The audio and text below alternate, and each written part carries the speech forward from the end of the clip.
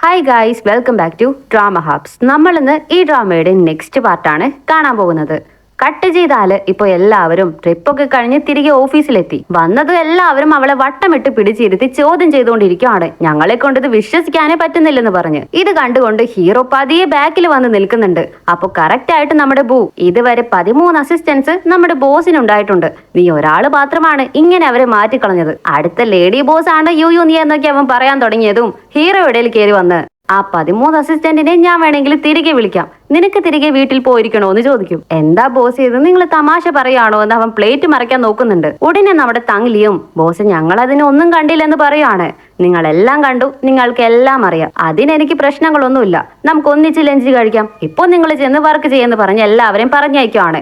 എന്നിട്ട് നമ്മുടെ ഹീറോയിനോട് അച്ഛൻ എന്നോട് നൈറ്റ് എന്തോ അത്യാവശ്യമായിട്ട് വരാൻ പറഞ്ഞിട്ടുണ്ട്, എന്താണെന്നറിയില്ല, അതുകൊണ്ട് ഞാൻ അവിടേക്ക് പോകും, നിന്റെ കൂടെ ഇന്ന് ഡിന്നറിന്റെ ഞാൻ ഉണ്ടാകില്ലെന്ന് പറയാണ്. കട്ട് ചെയ്താല് എല്ലാവരും ലഞ്ച് കഴിച്ചുകൊണ്ടിരിക്കുമായിരിക്കും.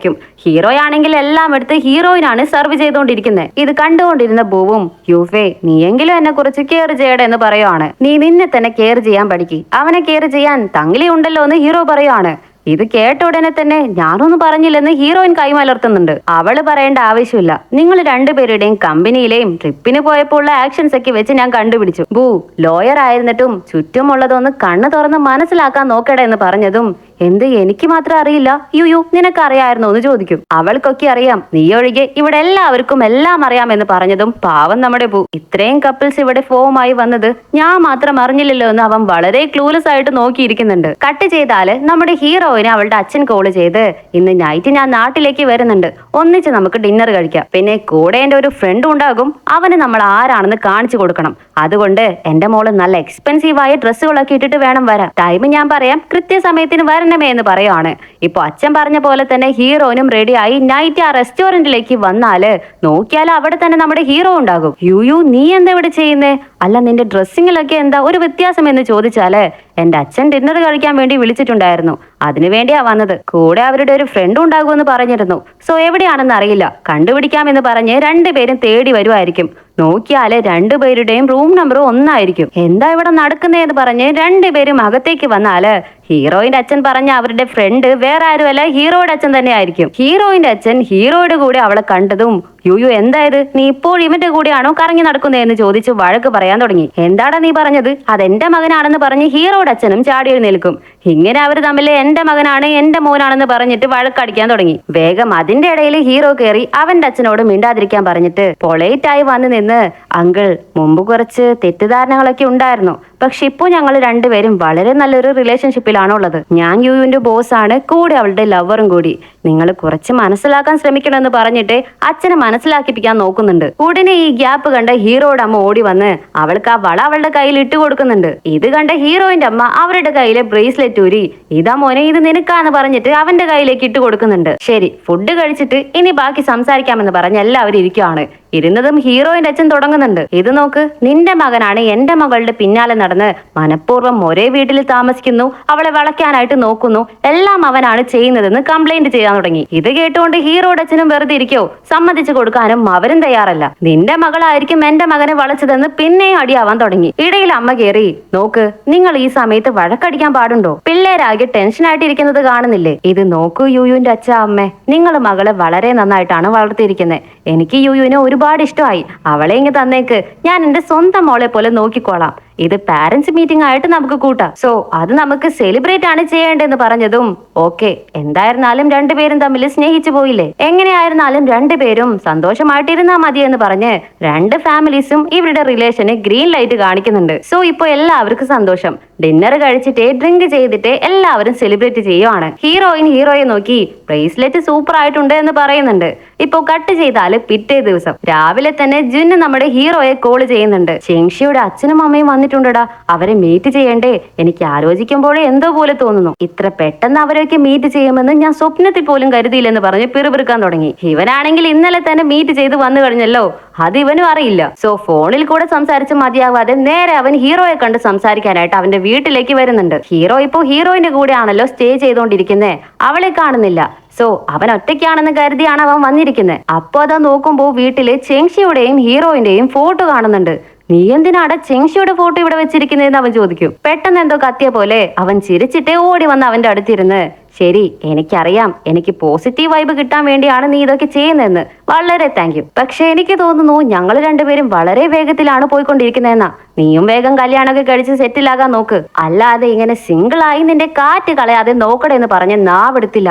കറക്റ്റ് ആയിട്ട് ഹീറോയിൻ അകത്ത് നിന്ന് ഉറക്കത്തിൽ നിന്ന് എഴുന്നേറ്റ് വരുന്നുണ്ട്. ഇവളെന്താടാ ഇവിടെ ചെയ്യുന്നതെന്ന് അവന് ഭയങ്കര ഷോക്ക്. ഇപ്പൊ നേരെ ചെങ്ഷിയുടെ അടുത്തേക്ക് വന്ന്, ഒരു കാലത്ത് ഞാൻ അവനെ നോക്കി കളിയാക്കി ചിരിക്കുമായിരുന്നു, പക്ഷെ ഇപ്പൊ അവൻ എനിക്ക് മുമ്പേ ഒരു നാള് മുമ്പേ നിന്റെ പാരന്റ്സിനെ മീറ്റ് ചെയ്തിരിക്കുവാണ്. എന്നെ കൊണ്ട് ഇത് വിശ്വസിക്കാനേ പറ്റുന്നില്ല, എനിക്കിത് അക്സെപ്റ്റ് ചെയ്യാനേ പറ്റുന്നില്ല. അവൻ എങ്ങനെ എന്നോട് ഇതൊക്കെ ചെയ്യാൻ തോന്നിയെന്ന് പറഞ്ഞ് ഭയങ്കര ഫീൽ ആയിട്ട് പറഞ്ഞുകൊണ്ടിരിക്കുമായിരിക്കും. ഇത് കേട്ടുകൊണ്ടിരുന്ന ചെങ്ഷിയും, എന്തിനാ നീ ഇത്ര ദേഷ്യപ്പെടുന്നേ, കൊച്ചുകുട്ടികളെ പോലെ? ആര് ഫസ്റ്റ് മീറ്റ് ചെയ്താൽ എന്താ, നമ്മുടെ കാര്യം എന്തായാലും നടക്കില്ല എന്ന് പറയാണ്. അതെ അതെ, എങ്ങനെയായിരുന്നാലും അവൻ ഇനി എന്നെ ബ്രദറിലോ എന്നല്ലേ വിളിക്കേണ്ടത്. അതുകൊണ്ട് ഒരു ആശ്വാസമൊക്കെ തോന്നുന്നുണ്ട്. അങ്ങനെയെങ്കിൽ അവൻ എനിക്ക് കുറച്ച് റെസ്പെക്ട് ഒക്കെ തരുമല്ലോ എന്ന്. അങ്ങനെ ഇവര് സംസാരിച്ചുകൊണ്ടിരിക്കുമ്പോഴാണ് പുതിയതായിട്ട് വന്ന ആ ലോയർ പെണ്ണിലെ ഈരാൻ അവള് മെസ്സേജ് അയച്ച് മീറ്റ് ചെയ്യാമോ എന്ന് ചോദിക്കുന്നത്. നെക്സ്റ്റ് ഡേ ഹീറോയിൻ ഓഫീസിലെത്തിയതും ആ ഈരാൻ വരുന്നുണ്ട്. ഇവള് വളരെ സ്മാർട്ട് ആൻഡ് ക്ലെവർ ആയ ഒരു പെണ്ണാണല്ലോ, അത് നമ്മുടെ ഹീറോയിന് കണ്ടപ്പോഴേ ഫീൽ ആകുന്നുണ്ട്. കട്ട് ചെയ്താൽ ഇപ്പൊ മീറ്റിംഗ് നടന്നുകൊണ്ടിരിക്കുകയായിരിക്കും. അപ്പോ ഹീറോ ആ പുതിയ പെണ്ണിനെ ഇൻവൈറ്റ് ചെയ്ത്, ഇവരാണ് ഇനി മുതൽ നമ്മുടെ പാർട്ട്ണർ ആകാനായിട്ട് പോകുന്നത്, അതുമല്ല ഇവരാണ് നമ്മുടെ ഫസ്റ്റ് ഫീമെയിൽ പാർട്ട്ണർ ഒക്കെ എന്ന് പറയുന്നുണ്ട്. ഇതൊക്കെ കണ്ട് നമ്മുടെ ഹീറോയിനും കുറച്ച് ഇംപ്രസ് ആകുന്നുണ്ട്. സോ മീറ്റിംഗ് ഒക്കെ കഴിഞ്ഞ് നോർമൽ ആയിട്ട് വർക്ക് ചെയ്തുകൊണ്ടിരിക്കുമ്പോ ഒരു മാഗസീനുമായിട്ട് എല്ലാവർക്കും കൊണ്ടുവന്ന് കൊടുക്കുന്നുണ്ട്. അതില് ഹീറോയും ഈരാനും ഒന്നിച്ച് നിൽക്കുന്ന കവർ ഫോട്ടോ ആയിരിക്കും ഉള്ളത്. അതുമല്ല ഇവര് രണ്ടുപേരും കോളേജിൽ ഒന്നിച്ചാണ് പഠിച്ചിട്ടുള്ളത്. അങ്ങനെ അതിലുള്ള ആർട്ടിക്കിൾസ് ഒക്കെ വായിച്ച് ഒന്നിച്ച് നിൽക്കുന്ന അവരുടെ ഫോട്ടോസ് ഒക്കെ നോക്കിക്കൊണ്ടിരിക്കുമ്പോ ബൂവും വന്ന്, അവര് നമ്മുടെ ബെസ്റ്റ് പാർട്ട്ണർ ആയിരിക്കും, വളരെ നല്ലവരാണ്, വളരെ നല്ല സ്വഭാവമാണെന്നൊക്കെ പറഞ്ഞ് അവളെ കുറിച്ച് പൊക്കിയൊക്കെ പറയുന്നുണ്ട്. അത് കഴിഞ്ഞ് ഇപ്പൊ ആ ഈരാൻ തന്നെ വന്ന് എല്ലാ എംപ്ലോയീസിനെയും കണ്ട് പേര് കറക്റ്റ് ആയിട്ട് പറഞ്ഞിട്ടൊക്കെ സംസാരിക്കാൻ തുടങ്ങിയതും അതിലെല്ലാവരും ഇംപ്രസ് ആയി. കൂടെ പുതിയ ലോയറും നമ്മുടെ ബോസും നല്ല പെർഫെക്റ്റ് മാച്ച് ആണെന്നൊക്കെ ടോക്ക് അതിനിടയിലൂടെ ഓടുന്നുണ്ട്. ഇതൊക്കെ ഹീറോയിനും കേൾക്കുന്നുണ്ട്. അവൾക്കും അതങ്ങനെ അത്രയ്ക്ക് പിടിക്കുന്നില്ലെന്ന് ഹീറോയ്ക്ക് മനസ്സിലാകുന്നുണ്ട്. പക്ഷെ അവനെ കൊണ്ടൊന്നും ചെയ്യാനും പറ്റുന്നില്ല. ഇവിടെ നടക്കുന്നതൊക്കെ നമ്മുടെ ജുന്നും സൈഡിലൂടെ ശ്രദ്ധിക്കുന്നുണ്ട്. ഇപ്പോ ഹീറോ വർക്ക് ചെയ്തുകൊണ്ട് അവന്റെ ക്യാബിൽ ഇരിക്കുമായിരിക്കും. അപ്പോ ഈരാൻ അവിടേക്ക് വരുന്നുണ്ട്. അവന് വേണ്ടി ഗിഫ്റ്റ് ഒക്കെ ആയിട്ടാണ് വന്നിരിക്കുന്നത്. പഠിക്കുന്ന ടൈമില് നിനക്ക് ഇതൊക്കെ ഇഷ്ടമായിരുന്നില്ല എന്ന് പറഞ്ഞിട്ട്. ഇത് കാണുന്ന ഹീറോയും, ഇത് നോക്ക് ഹീരാൻ, അതൊന്നും എനിക്ക് ഇഷ്ടമായിരുന്നതിന് കാരണം എന്റെ അമ്മ ഫോഴ്സ് ചെയ്തുകൊണ്ട് മാത്രമാണ്, അല്ലാതെ എനിക്കിതിൽ അങ്ങനെ ഇൻട്രസ്റ്റ് ഒന്നുമില്ല. എനിക്കൊരു ക്ലയന്റിനെ മീറ്റ് ചെയ്യാൻ പോകണം, സോ പിന്നെ കാണാമെന്ന് പറഞ്ഞ് അവൻ അവളെ ഫുള്ളായിട്ട് അവോയ്ഡ് ചെയ്തിട്ടേ പോകുവാണ്. സോ ഹീറോയിനും വിഷമമാകണ്ട എന്ന് വെച്ചിട്ടായിരിക്കും. സോ തിരികെ ഇപ്പോ ഈരാനും അവളുടെ ക്യാബിൽ വന്നിരുന്ന് ആ മാഗസിൻ എടുത്ത് നോക്കിക്കൊണ്ടിരിക്കുമായിരിക്കും. അവര് തമ്മിൽ നിൽക്കുന്ന ഫോട്ടോസ് ഒക്കെ കാണുമ്പോൾ ഇവൾക്ക് ഫ്ലാഷ് ബാക്ക് ഓർമ്മ വരുന്നുണ്ട്.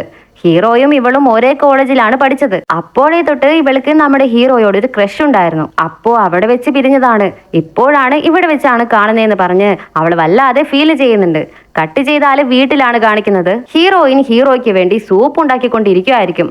അപ്പോ ഹീറോ അടുത്ത് വന്ന് നിന്ന്, നീ എന്തിനാ ഇത്ര ഹാർഡ് വർക്ക് ചെയ്യുന്നേ, ഈയിടെ ആയിട്ട് നീ തീരെ റെസ്റ്റ് പോലും എടുക്കുന്നില്ല എന്ന് ചോദിച്ചാല്, എനിക്കും ഈറാനെ പോലെ ആകണ്ടേ, ഒരു പെർഫെക്റ്റ് ലോയർ ആകണം, അതിനു വേണ്ടിയാണ് ഹാർഡ് വർക്ക് ചെയ്യുന്നതെന്ന് പറയും. എന്നോട് ക്ഷമിക്കുകയോ, നിന്റെ ബോയ് ഫ്രണ്ട് ആയിരുന്നിട്ടും വേറൊരു പെണ്ണിന്റെ കൂടെ മാഗസീനിൽ കവർ ഫോട്ടോയ്ക്കൊക്കെ പോസ് കൊടുത്തില്ലേ, ഇത് നിനക്ക് തീരെ ഇഷ്ടപ്പെട്ട് കാണില്ല, ഹേർട്ട് ആയിട്ട് കാണുമെന്ന് എനിക്കറിയാം, സോറി, ഇനി അതങ്ങനെ ആവർത്തിക്കില്ലെന്ന് പറയാണ്. അത് ശരി, ഞാൻ ജലസ് ആയതുകൊണ്ടാണ് ഇങ്ങനെയൊക്കെ ബിഹേവ് ചെയ്യുന്നത് എന്നാണോ നിങ്ങൾ കരുതിയിരിക്കുന്നത്? അവനും അതേ എന്ന് പറഞ്ഞിട്ട് ബാക്കിലൂടെ വന്ന് അവളെ ഹഗ് ചെയ്തിട്ട് സോറി ചോദിക്കാൻ തുടങ്ങി. എന്തിനാ സോറി ചോദിക്കുന്നേ? ഇതിനൊക്കെ ആരെങ്കിലും ജലസ് ആകോ? വർക്കില് വേണമെങ്കിൽ അവൾക്ക് നിങ്ങളുടെ കൂടെ ഹെൽപ്പ് ചെയ്യാം, പക്ഷെ ലവില് എന്നെ തോൽപ്പിക്കാൻ ആർക്കും പറ്റില്ലെന്ന് പറഞ്ഞ് അവന് വേണ്ടിയുള്ള ഫുഡ് എടുത്ത് വെച്ചിട്ട് കഴിക്കെന്ന് പറഞ്ഞിട്ട് പോകാനായിട്ട് തുടങ്ങിയതും, എവിടെയാ നീ പോകുന്നേ, ഇവിടെ ഇരിക്കുന്ന അവൻ പിടിച്ചു നിർത്തുവാണ്. ഇല്ല, നിങ്ങളിന്ന് ഭയങ്കര ഹാൻഡ്സം ആയിട്ടാണ് ഉള്ളത്, നിന്നെ കണ്ടുകൊണ്ടിരുന്നാല് എന്റെ വർക്ക് നടക്കില്ല, ഞാൻ പോകുവാണെന്ന് പറഞ്ഞിട്ട് അവളും പോയി. പിന്നെ ഇത് കേട്ട് ഷൈ ആയി ചിരിച്ചിട്ടേ ചൂടുള്ള സൂപ്പാണെന്ന് പോലും ഓർക്കാതെ അത് വായിലേക്ക് വെച്ചതും പാവം നമ്മുടെ ഹീറോയുടെ വായും പൊള്ളുന്നുണ്ട്. കട്ട് ചെയ്താല് ഇതോടെയാണ് ഈ പാർട്ട് ഇവിടെ കഴിഞ്ഞിരിക്കുന്നത്. അടുത്ത പാർട്ടുമായിട്ട് ഞാൻ വേഗം തന്നെ വരുന്നതായിരിക്കും. മിസ് ചെയ്യാതെ കാണുന്നുണ്ടെങ്കിൽ നമ്മുടെ ചാനൽ സബ്സ്ക്രൈബ് ചെയ്യുക, അടുത്തുള്ള ചെറിയ ബെല്ലൈക്കണും കൂടി എനേബിൾ ചെയ്ത് വെച്ചേക്കാം. നമ്മുടെ ഇൻസ്റ്റാഗ്രാമും മറ്റ് ചാനൽസും കാണാത്തവരാണെങ്കിൽ അതും കൂടി ഒന്ന് ഫോളോ ചെയ്ത് നമ്മൾ സപ്പോർട്ട് ചെയ്യാനായിട്ട് ശ്രമിക്കുക. സോ ഈ ഡ്രാമയുടെ മറ്റൊരു എപ്പിസോഡുമായിട്ട് നമുക്ക് വേഗം തന്നെ കണ്ടുമുട്ടാം. അതുവരെയ്ക്കും എല്ലാവർക്കും ബൈ.